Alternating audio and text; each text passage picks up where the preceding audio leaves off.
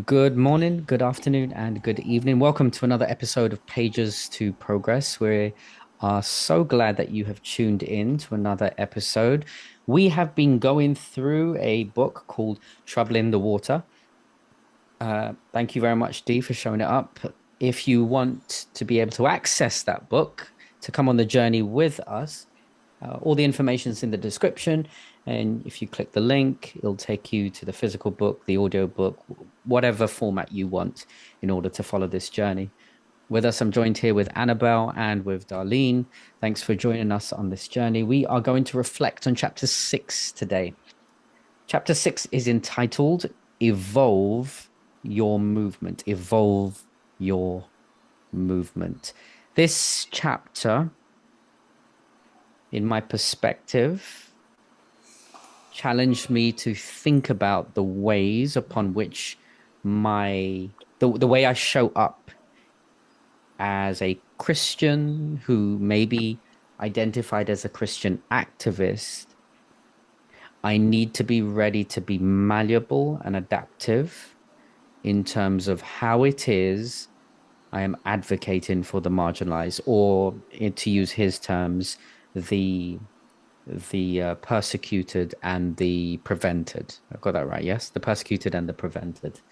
And I think what he was trying to achieve is that the idea of a movement needs to constantly be in flux and not be so rigid to one way of solving this grandiose problem of racism or sexism or whatever marginalization that takes place. And the idea of a movement that continues to be in flux very much resonates with me as a Seventh Day Adventist.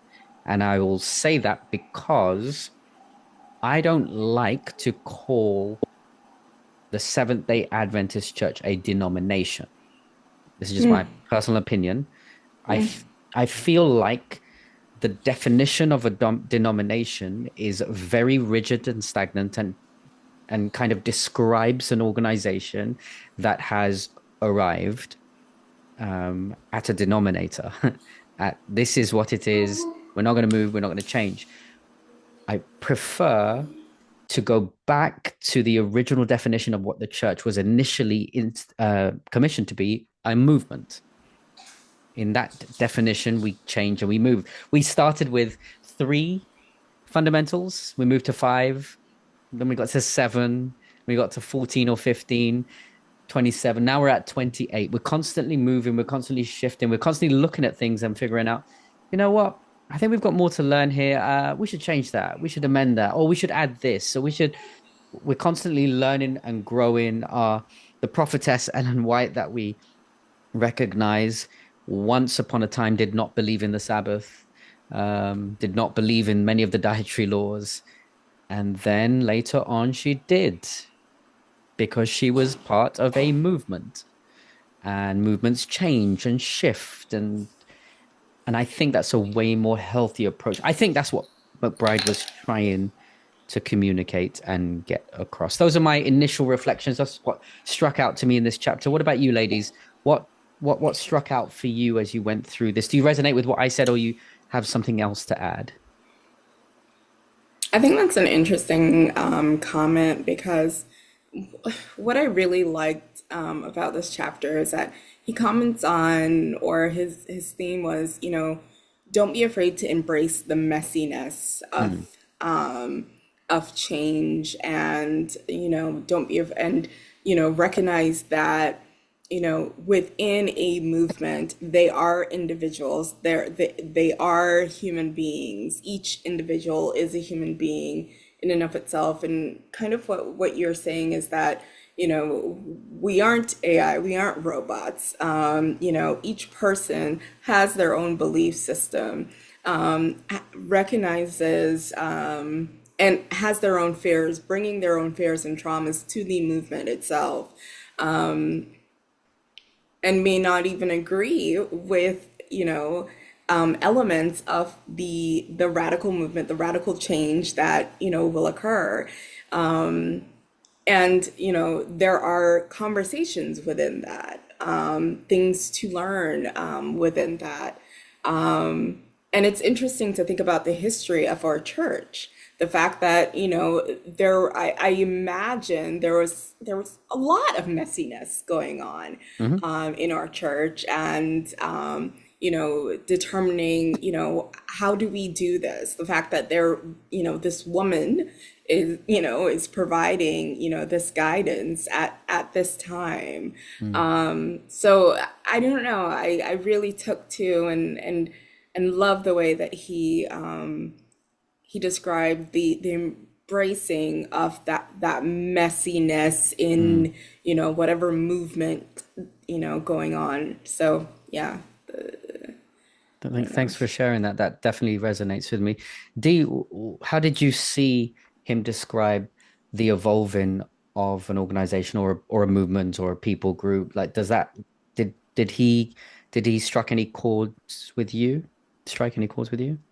I think it's definitely an essential part of uh, being in a movement because, you know, even though you have strategies and you have goals, you can't predict or you can't know every single thing that will occur within during that time of that movement. And you need to be ready. You need to have an open mind Hmm. to step back and look at what's going on, analyze it, and everyone come to an agreement of changing strategy, even maybe possibly even changing goals, you Hmm. know, in order to, I think, be successful. Like, you know, whenever I have to make big changes at my workplace, that's how I do. That's how I do it. I mean, of course, I know you study it, you plan it, you implement it, but at the same time, always tell every staff that we're none of this is set in stone. Yeah, we have a goal, we have strategy, but none of it is set in stone because we're going to be looking at evaluating it every so often, and that if we need to change, we're going to change Hmm. for the better. Yeah. Yeah, Yeah. that definitely makes sense with me. I'm reminded of Kodak. You guys know the company Kodak used to be big, used to be amazing. When when the concept of capturing imaging became or was transitioning over to become digital, Kodak fought against it and said no. People won't like or won't even wake up to this idea of visual images on digital pixelated screens. And the story is it kind of speaks for itself. Kodak is no more. They refused to adapt. They refused to change. They could have been the next multi-billion-dollar company, but they chose to stay where they are. I, you know, as I as I as I traversed through this chapter, McBride talked a little bit about dreaming of a future. I'm jumping here to a bit further ahead in the chapter, but Yeah, yeah. and I liked how he was framing it. I don't know if I oh, it was difficult. I so part of what he was trying to say, I think, was this notion of you have to have an imagination of of a world that does not exist, even though you cannot even fully see the picture ahead. He illustrated, I'm going to read on page 133, kind of second paragraph down. It says this: I'm also inspired by the recognition that at a certain point in our country's history, the idea of Black folks not being enslaved was thought to be implausible. What a very strange, impossible, idealistic notion it must have seemed that Black people would actually be free.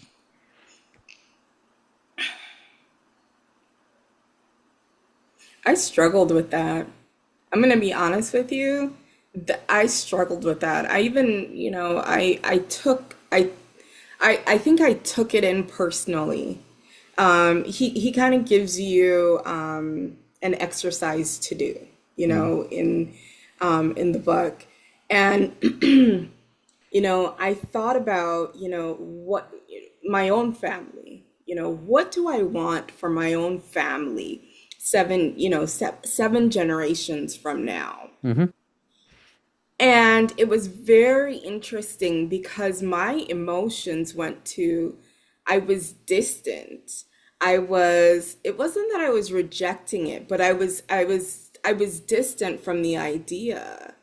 It was very hard for me to conceptualize this idea of legacy, this idea of, what do I want for, my daughter's children and, going down the line. And it was such a great question and concept because oftentimes we don't think like that. We don't think about, what do we want for this legacy moving forward? We're very selfish. And I think that's what I would call it. I'm very selfish in that I'm thinking about my life and what I want right now and what I want mm, for my daughter right now and what I picture for her. And, it's very egotistical, if you will. What I want for her to see. I'm not thinking about her grandchildren and her great grandchildren and it's interesting because, with such a movement, taking, say, I don't know, I have a personal interest in violence against women. Taking, such a movement and, whatever that is, and seeing, 7 years, sorry, 7 generations from now, what does that look like? It was just like poof. I don't know. I don't know. Because I'm very, it was just, it, yeah, I don't know. So that is the question that I wanted to ask of you two, mm. of the group, in terms of, how did you conceptualize that and, whether or not you were able to ask yourself that question, so, yeah. What do you think, Dee? I think that for us at this time, and it's difficult to um, think about ahead, like Annabelle was saying, 7 generations ahead, and think about what do I want for them. I think it's because the reason is because we're in such a comfortable place.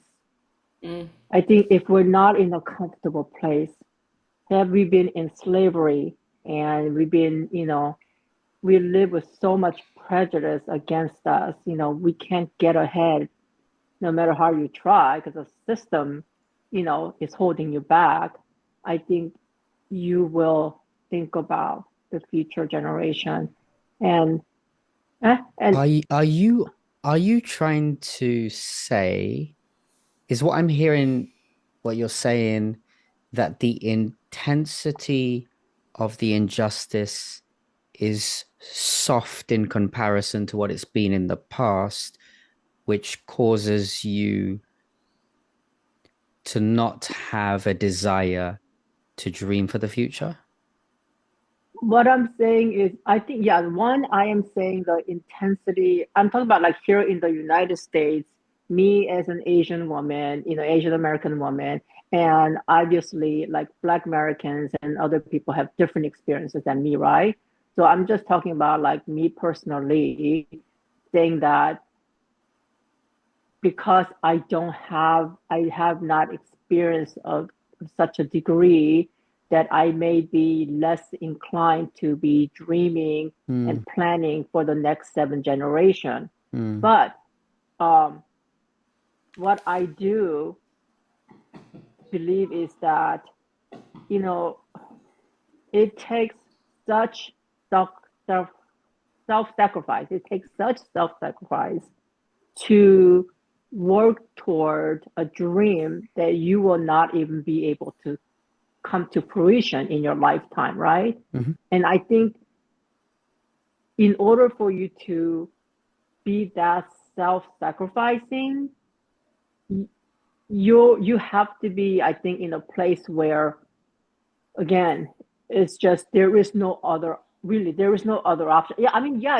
you have an option to sit back, but Mm, I think that when, especially when you have God in your life, mm, you know, um, like last Sabbath, Paul talked about God commending us, right? I think that we have the sense that we understand that God commands us um, to to fight against that, mm, to and so to act against injustice, act against like merciless, mhm, society, and so I think that I can see why, there's been such a movement, right? mm, Um, Here in America and everywhere else in the world where there's been so much injustice. mm. But I'm just saying, me, just Yeah. personally, Mhm, me just sitting here, mm, is saying, yeah, it's because I'm comfortable that mm, mm. I'm I not to the. challenge that idea. I challenge that idea, D. Are you Mhm. truly comfortable? No, what I'm saying is I'm not comfortable at all, and I do my own fighting in my own way. But what I'm saying is just I think that because look around you, right? I mean, the chapter talks about even with the George Floyd, all that Black Lives Movement happened, and sad thing was, even as I was like going through it and all that time, I'm thinking, oh, it's gonna fizzle out. Mm, It was so sad to think like that, and it did. It's so mm. sad because, and Have you experienced bias? You of course, personally? of In what course, way? In in what what way? way? I mean, racism, right? Because of my race, Mm, um, I mean, and because I'm a woman, right? Because I'm an immigrant. I mean, there's a lot. mm, Um, yeah, I do not believe that I had the same degree of prejudice and biases and system trying to keep me down as the Black Americans. No, mm. definitely not. Interesting. But It's yes, yeah. of course, yes. But I don't think anyone's asking you to necessarily put yourself up to compare yourself Oh against no, someone I that's don't, and I marginalized. yeah, and I don't because Um, there's no comparison. To be honest, I think. sure, but it shouldn't Yeah. minimize the fact that you face discrimination in Oh different yeah. ways. The real question is does the discrimination that we face, however light or heavy, however you want to put it on a scale, motivate us or compel us to be able to dream of generations in the future? My answer to the question, Annabelle, is similar to yours. I I'm not going to say never, but I think in my big old age of 40 years old, me reading that chapter and those lines, that's the first time someone has interrogated me to think about generations in the future. I mean, we think Mhm. about, I don't know, maybe because you don't have kids yet, Pastor Sam. Maybe. But when you have kids, you Mm-hmm. do You think. don't have any kids, No. sir? You're gonna call me out on. You're gonna call me Sir, out get here. on it, man. Okay. All right. Thanks for that call out, Annabelle. Yeah, I appreciate but that. yeah. So, Pastor Sam, when you have kids, you cannot but think about it. Okay, and Right. and and and and honestly, but also too, even if you don't have kids, I mean, when you look around the world that you're living in, and you wonder, my God, is this how you want the next generation to be living? I mean, it's just we know that it's just getting worse and worse, Mm-hmm. and your just heart breaks. Uh, it's just yeah. I'm telling my kids to never have kids because I just don't. Stop it. It's hopeless. Stop it, T. Stop it. It's interesting because Um, so I don't feel like I live a comfortable life, but I am very avoidant, I would say. And I think that that's why when he called me out specifically to think about 7 generations from now, Mm. I felt as though, oh, hi, Kitty. I felt as though he was calling out my avoidance Mm. in terms of, so my father, I would say, has similar, thought processes to Dee, in that, when he came here, and even being here, and also being living in Canada, he felt comfortable Mm. in terms of, because it's very different. The experiences are going to be very different. He will never go back to England. Mm. You can't pay that man to go back to England.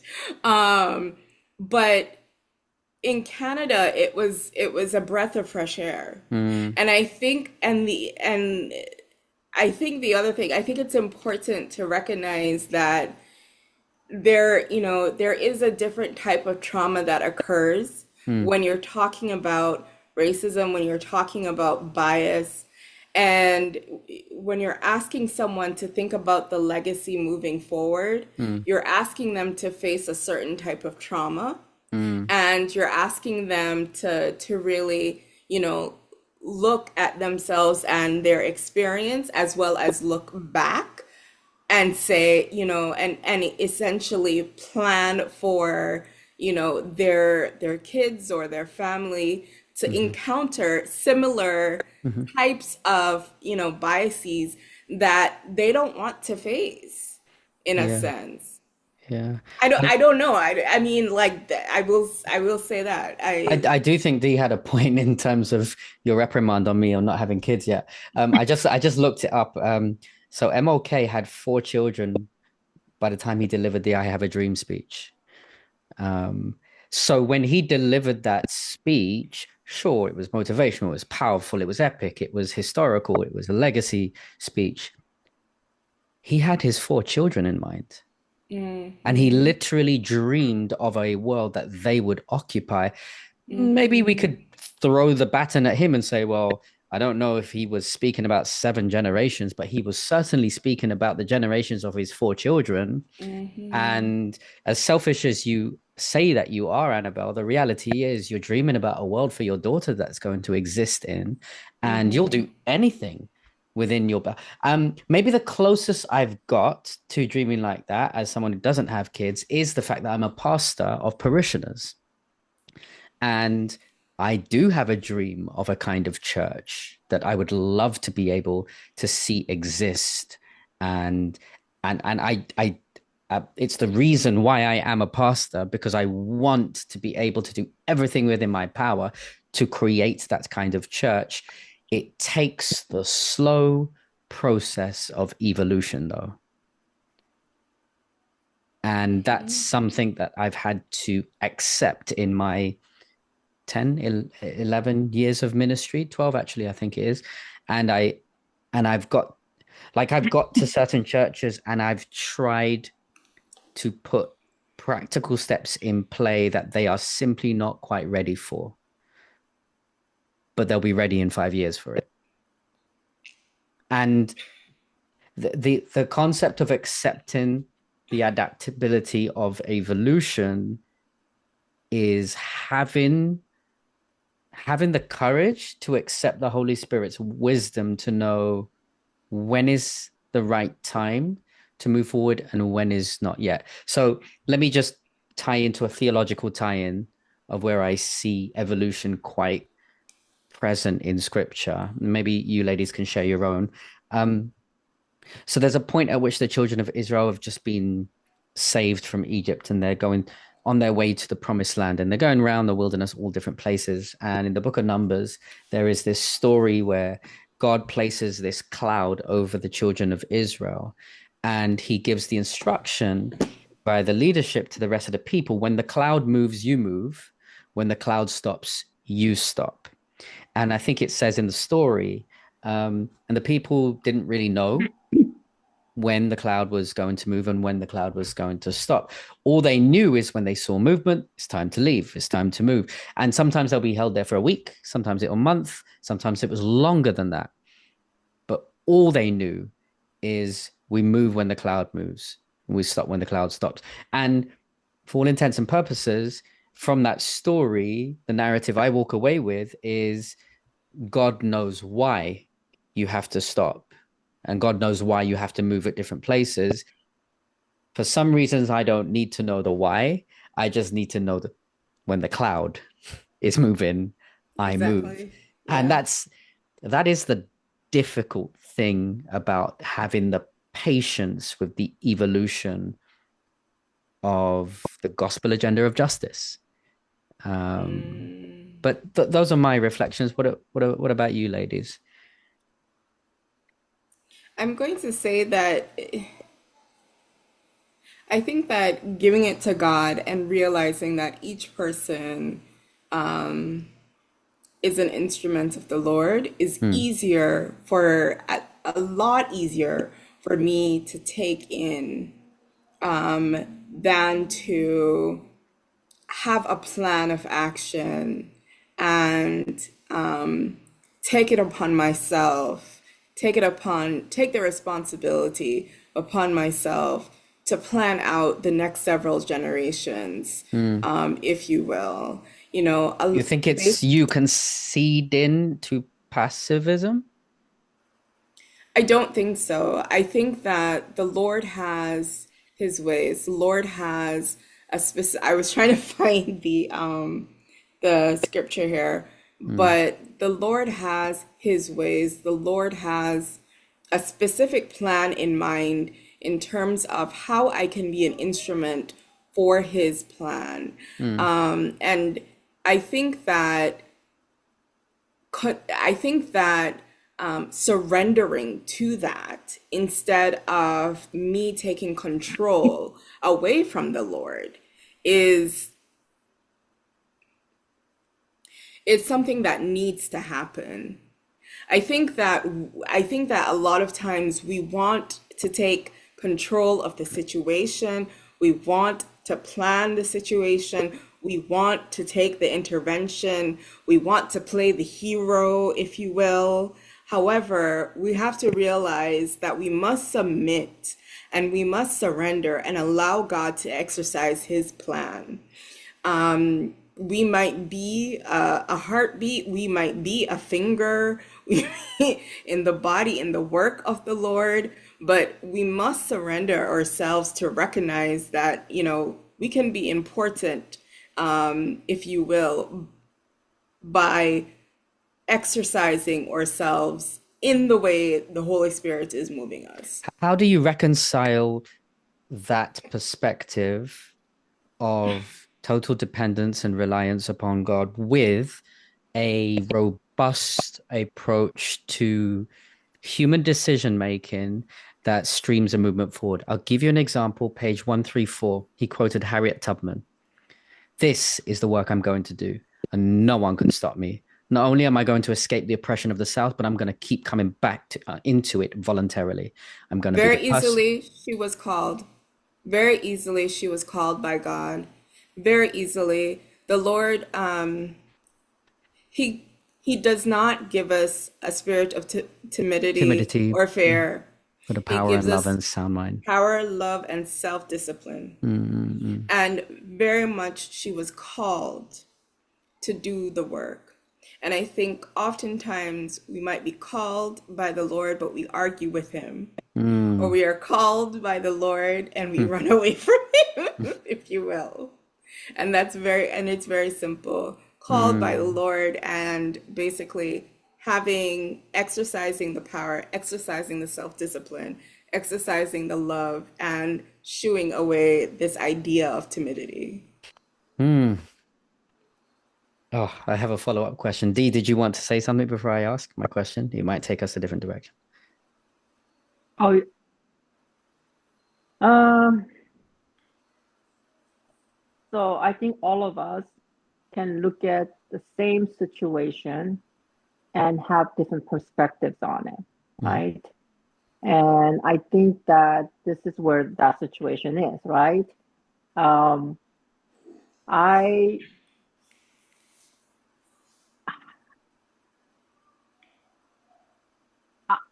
I honestly, you can look at it perfectly well from Annabelle's perspective, mm, totally. And you can also look at it from the perspective that we make choices, we exercise self-determination, mm, and we partner with God and we mm, surrender. Yes, absolutely. We take the ego out of it and depend on God mm, to lead us. And we got to do the work. mm, I always say, God gave us intelligence. God gave us means to do it, but He has told us He's going to be right there with us to help mm, us through things. Um, it's a partnership. mm. Yeah. Here's my follow-up question, because I think you were totally right, Annabelle, um, in the aspect of we are called. Given the state of, let's just reduce it. I was going to say the church, but let's just say the Seventh-day Adventist Church. Given the state of our current political, ideological, and physical space that we occupy here in the United States of America and maybe globally, what do you think is the current calling that you perceive God has placed upon the church? Now, I appreciate that can be different from our different perspectives, but I'm wondering, as you look out and see all that's taking place currently, if you had to try and summarize, or based upon your experience and what you feel currently, what do you think is the role or the call of the church in this instance, as we if we were to evolve our agenda, what would you think that should be? I think it's being an accurate evangelist. It's being an accurate evangelist. There is no, there's power in, the thing is that we think about evolution, that we must change, we must do something different. Mm, However, the accuracy in terms of the information that we share, the routine in the information that we do, is the security that we provide to people who are looking for,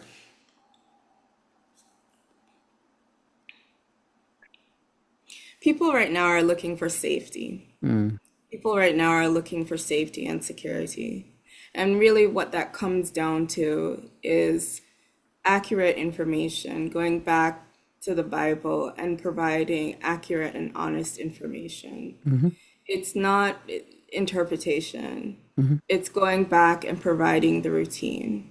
mm. And it doesn't have to mean doing something different. Right. It's providing the accurate information that God said to us that we must share, that Jesus said to us that we might go out and share. Mhm, And mm, that's really what it comes down to. It's very simple. mm, mm, One of the reasons why I know that I was called to the Seventh-day Adventist Church was I saw people who were exercising what the Bible was saying. mm, They weren't explaining away, you know, the biblical practice.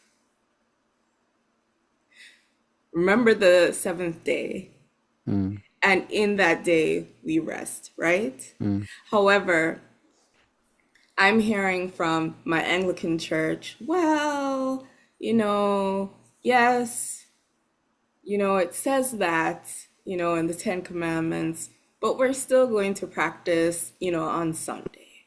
mhm, And that's okay, even though so I mean,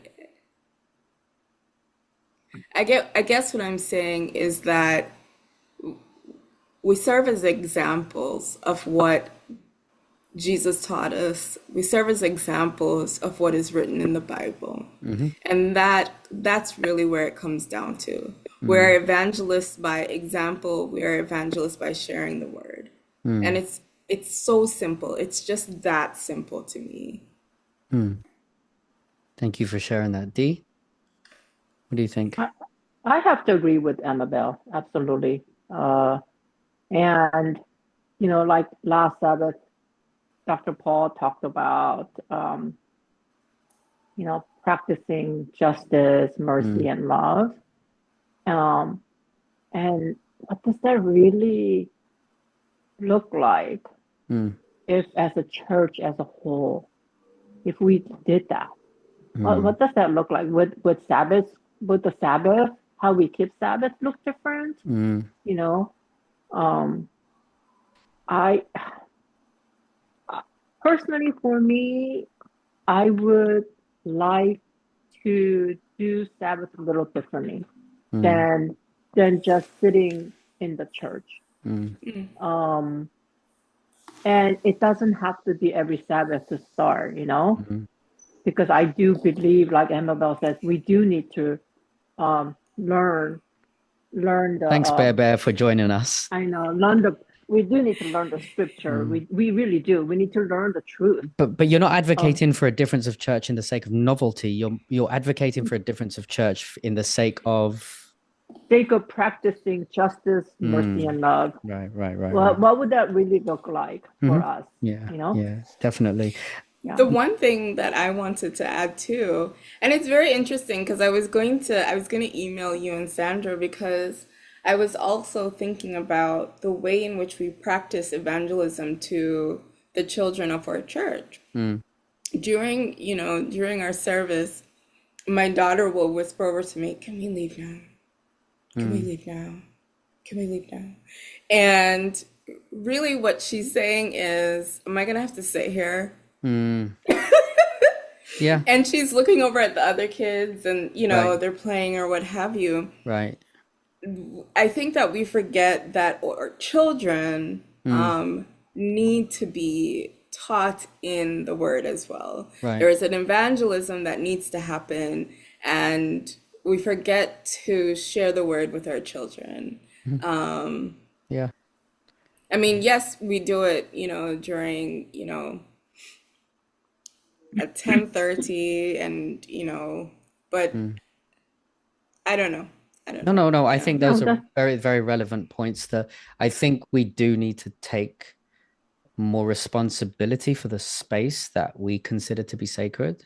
And we need to figure out, rather than replicating what has already been always been done, but we need to take inventory on, are we actually producing the impact that nourishes faith in all of the people that come into this space? Mm-hmm. And I think there's definitely merit in being brutal, even to even look at what we have created and asking ourselves the question, wait, is this working? Because if it's not working, there are only two options: scrap it or adapt and evolve. And those are the only two options. I would like to add that I do see a huge role of the church currently existing here in 2025 in this context, in this place. Um, I loved how he gave us this story of a conversation he had with a young man whom he told to put down your gun, or at least he was trying to advocate for him to put down his gun. And the young man explained to him, "You want me to put down my gun for you, or you want me to put down my gun for me?" Mm. And as we went through the whole narrative, and he explained the going back and forth, the young man was explaining to him what putting down the gun meant to him. Essentially, it meant that he would lose his safety and he was lose his sense of belonging. And for a moment, McBride had to stop and pause and listen and recognize that actually he was asking him to put down the gun for him, for Mm. McBride. And I don't think that's necessarily wrong, but it is tone deaf if we reduce our desires to our own selfish um, uh, um, request or what have you. Later on, McBride then concludes as he humbles himself, and he says this on page 128, halfway down. For our work in Oakland, this understanding meant finding a way to expand our circle of own human concern enough that these young men knew they belonged. We had to evolve from our demands, which was stop the violence and put down the guns, to a much more empathetic message, a message that said, we see you, we hear you, we love you, we accept you, and you belong here. To me, once I read that, I wrote it on the side of the thing. That is the role of the church. Mm. To me, it is a powerful community that does things different, so different that the minute you cross the lines and you step onto not just our property, but our space as a church, you feel seen, heard, loved, accepted, and your only conclusion is, I belong here. When you can gain a sense of belonging at the feet of Jesus, everything else becomes unnecessary in Mm. terms of belonging. You may belong to many destructive systems, ideas, addictions, people groups, friends, whatever it is, but in comparison, they pale when we find belonging at the feet of Jesus and in the community of God's believers. Question. What Hmm. does belonging mean I think it's an when you say excellent, belonging? yeah, excellent question. I think to me, belonging is this sense of knowing that you are safe in a community where you consider them to be your family. Mm, mm, I mm. think I think many a times, and I've done it, many of you have, you've ever walked into a church space and you're there for 5 minutes or 10 minutes, and immediately you feel a sense of awkwardness, not because you're new, awkwardness because you wonder if these people have the capacity to see you and understand Mm, you, hold space mhm. for you, make you feel like that you're a part of their family, or do you feel like you're going to have to fight your way through in order to to be a member? Like I'm an immigrant coming to this country. I've had to go through many different things to apply to be a permanent resident of this country. The church shouldn't have some kind of laborious 10-page application that background checks you and goes into every detail just for you to sit very precariously before a border officer who looks over the paperwork and decides on that day, stamp, you're approved, stamp, you're denied. Mhm, mhm, But mhm. you must have experienced moments where you go to someone's house and maybe it's the first time you meet them, you walk into their house, and within like a minute, 2 minutes, you just feel comfortable enough not to sit at the edge of their sofa, but to sit deep into their sofa and Mhm, just mhm, relax. And and maybe without even question, go to the kitchen, open a cupboard and grab a mug because you feel that comfortable. You're home. mhm. You're home. I I wonder what it would look like if we met criminals who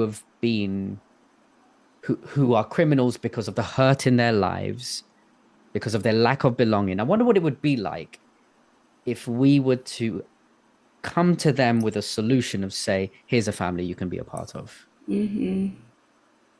It reminds me of the first wait, was this in a different chapter? But I think the first part of the chapter where he is basically held up by the cop, Mm, and he looks over to the older man, yeah. and he doesn't have to say anything. Hmm. It's the It's just previous an chapter, I think, but yeah, understanding. yeah. Yeah, it's just an Hmm. understanding. It's a I'll silent. wait for you, Yep, yep, you know, yeah. I'll wait for you, and I'm here for you. That's a beautiful illustration because even in the middle of that chaos, he found peace Mm-hmm. in that Mm-hmm. silent look, and probably a great illustration for what the church should be now in the middle of chaos. Um, Yeah. Our time is running against us. Dee, did you have any other thoughts you wanted to? Well, for me in this chapter, I think the biggest eye-opening opener was about the gun.